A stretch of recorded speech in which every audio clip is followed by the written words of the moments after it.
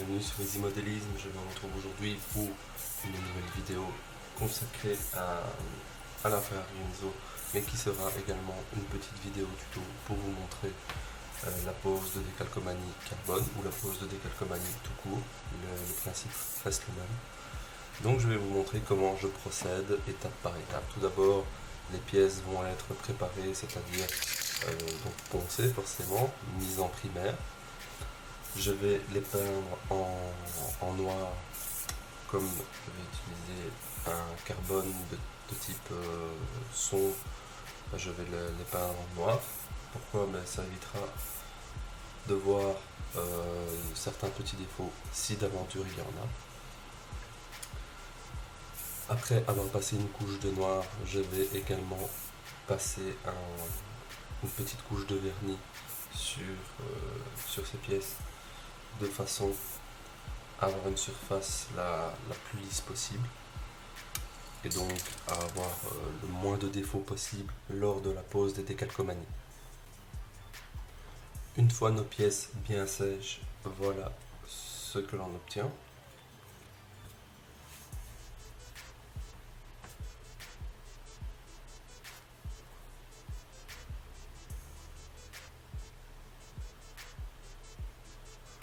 Alors, donc, au niveau de la liste du matériel qu'il va nous falloir, eh bien, il va nous falloir une petite coupe d'eau tiède, de préférence,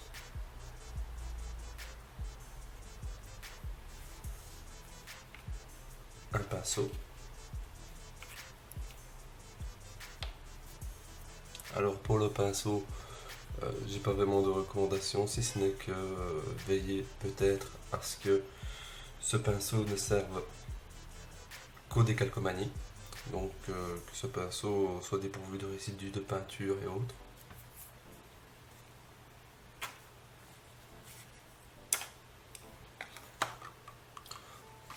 Pour la pose également, prévoyez des cotons-tiges pour absorber le surplus d'eau ainsi que pour aplatir vos décalcomanies et chasser les bulles d'air.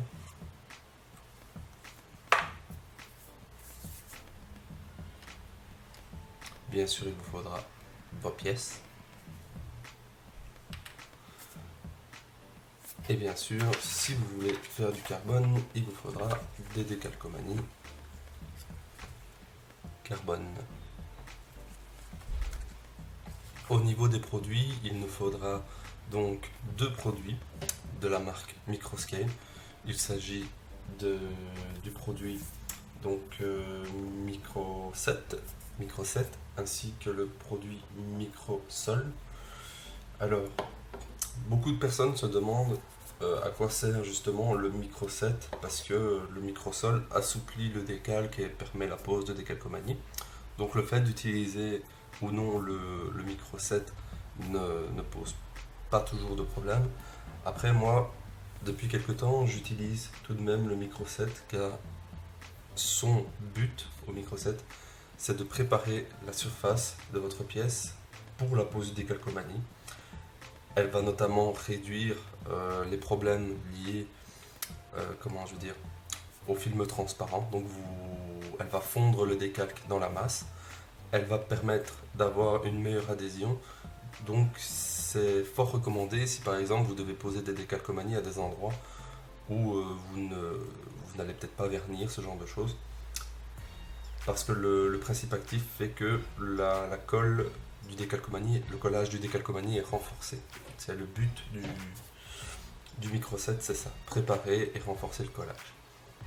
Le Microsol, lui, a un but bien précis, c'est d'assouplir votre décalcomanie. Le Microsol donc est un assouplissant. Il va donc assouplir votre décalque et lui permettre d'épouser les moindres recoins de votre pièce. Il vous faudra également, pour poser vos décalcomanies, une pince de modélisme, donc une pince à épiler ou ce genre de choses pour manipuler votre décalcomanie, ainsi que un papier absorbant pour absorber le surplus d'eau de votre décalcomanie. Alors, la première étape, lorsque l'on veut poser des décalcomanies carbone ou autres d'ailleurs, va être de découper le motif du décalcomanie.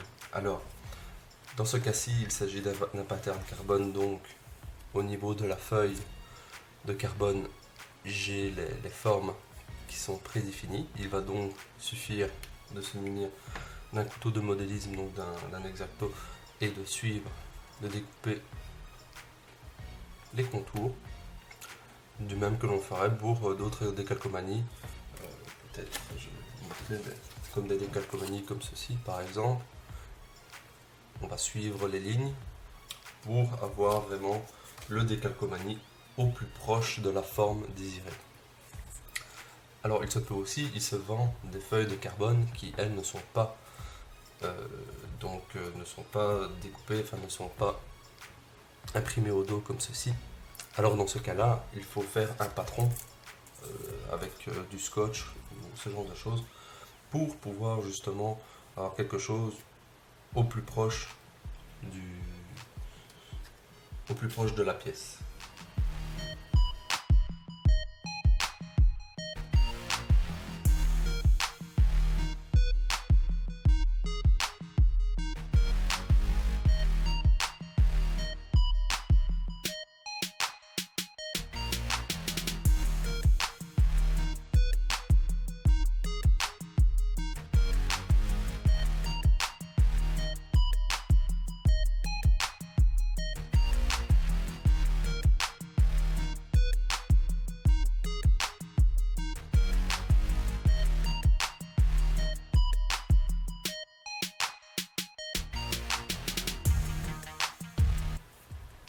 Une fois que votre décalcomanie s'est séparée de son support, il suffit de le saisir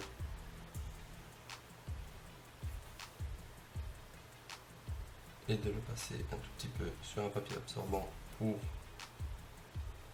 enlever le surplus d'eau.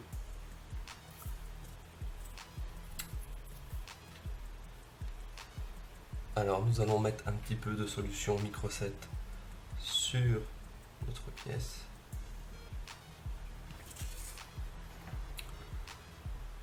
Ensuite, nous allons venir positionner notre feuille de décalcomanie sur notre pièce.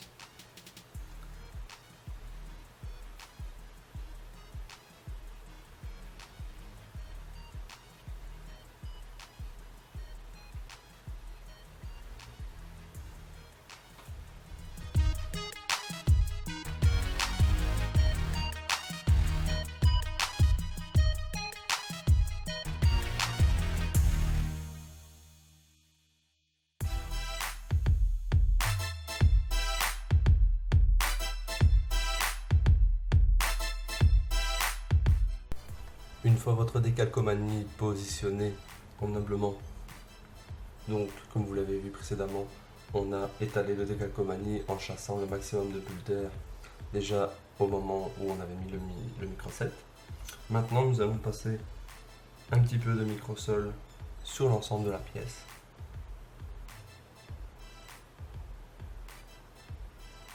Donc le microsol, comme je vous l'ai dit précédemment,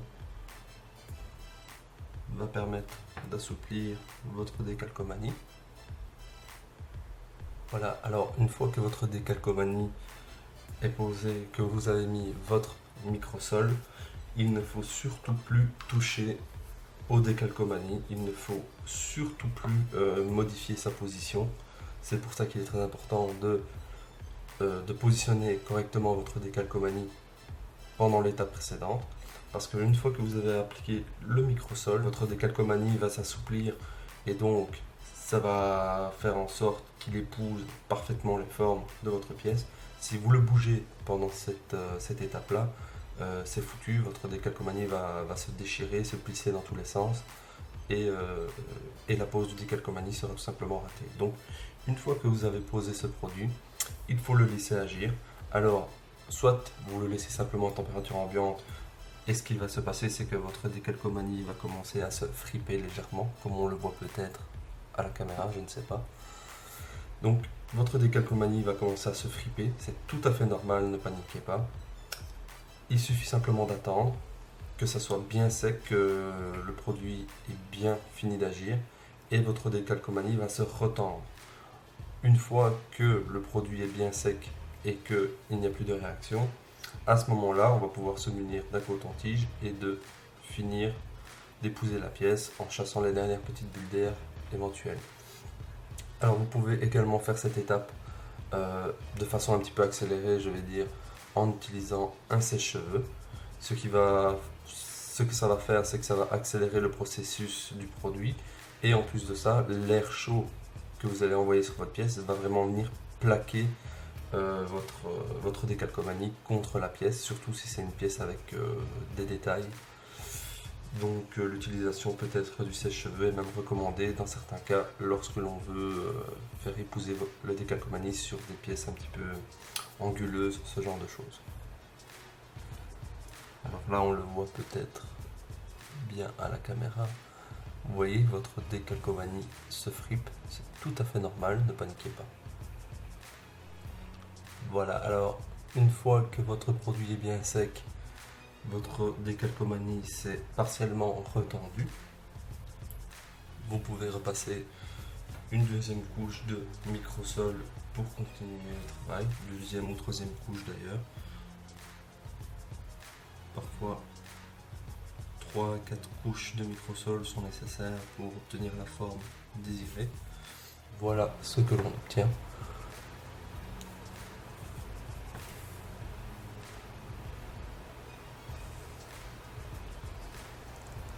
Maintenant, on va laisser le décalcomanie se reposer quelques heures. Ensuite, on pourra lui passer une petite couche de vernis pour le protéger définitivement de la poussière, du soleil. Enfin, le protéger tout simplement des dégâts qu'il pourrait subir à cause des variations de température, d'humidité, etc., etc.